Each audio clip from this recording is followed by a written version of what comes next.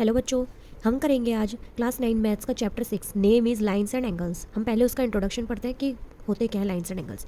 First point is point. A point is that which has no component, it has represented by a dot. Point होता है जिसका कोई component ही नहीं होता और जो डॉट से रिप्रेजेंट होता है। मतलब मैं कह दूँ जैसे ये देखिए यहाँ पे पॉइंट लग गया तो ये क्या है, इसको हम कहेंगे पॉइंट।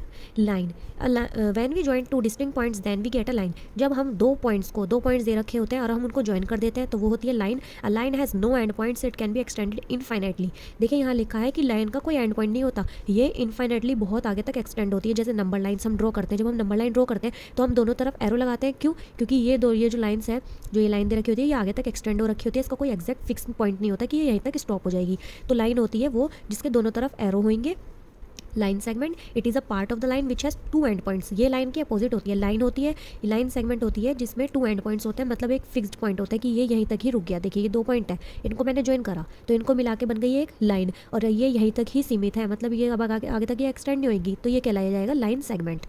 ओके बच्चों, अब देखिए ray is also part of the line. Ray भी लाइन का ही पार्ट होता है which has only one end point and has no end on the other side. It means कि एक तरफ तो उसका पॉइंट होता है और दूसरी तरफ से वो एक्सटेंड हो रखी होती है। अब वो चाहे लेफ्ट हैंड साइड से भी एक्सटेंड हो सकती है, चाहे राइट हैंड साइड से एक्सटेंड हो सकती है, बट एक पॉइंट उसका फिक्स रहता है। Okay,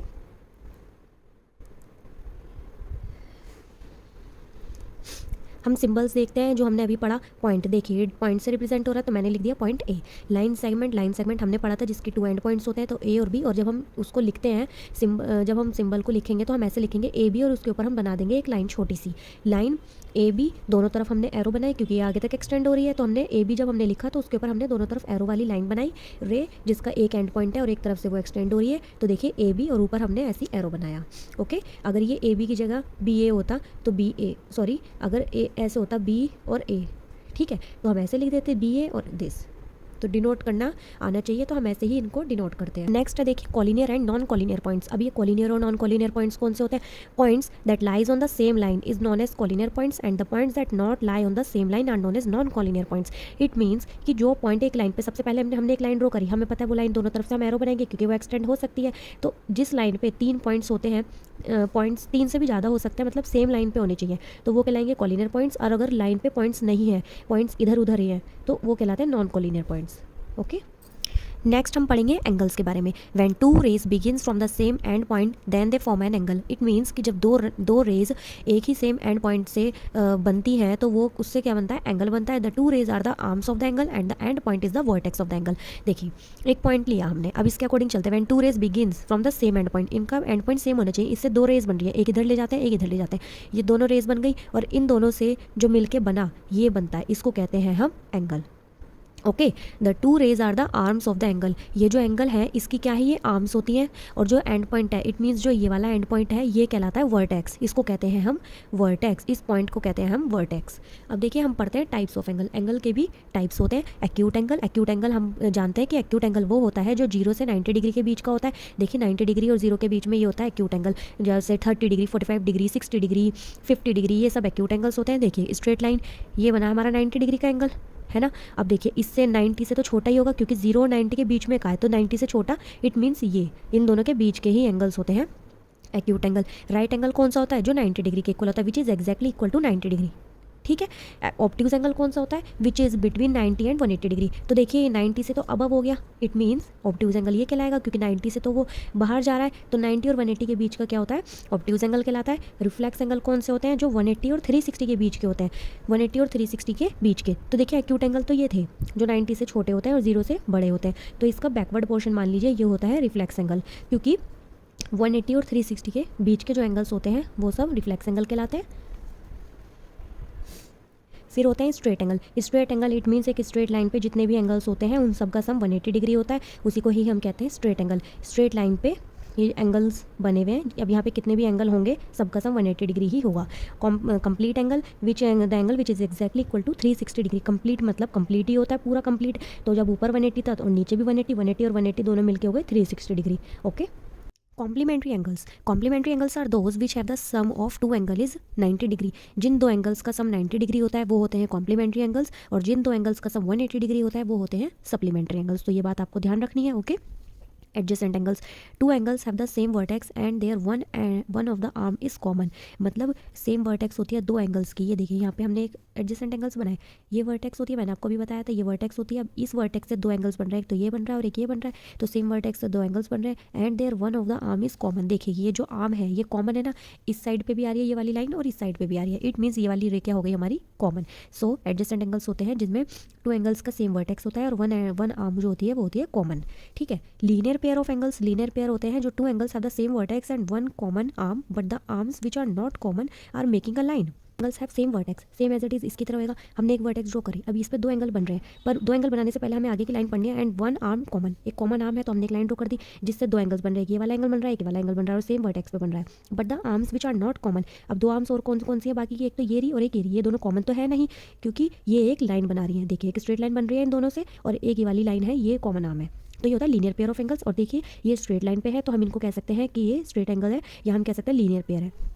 vertically opposite angles, two lines intersect each other at a point, एक पॉइंट पे दो लाइन्स आपस में इंटरसेक्ट करती हैं तो जो उनके अपोजिट एंगल्स होते हैं वही वर्टिकली अपोजिट एंगल्स कहलाते हैं। ये देखिए आमने सामने के एंगल्स हैं, केरा ये इसके सामने हो गया तो ये वाला एंगल इसके इक्वल हो गया, अगर ये 40 डिग्री होगा तो ये भी 40 डिग्री होगा, ऐसी सेम ये वाला एंगल इसके इक्वल होगा, अगर ये 90 अगर ये 60 डिग्री है या कुछ भी कोई सा भी एंगल है तो ये भी वही एंगल कहलाएगा। ये होते हैं वर्टिकली अपोजिट एंगल्स।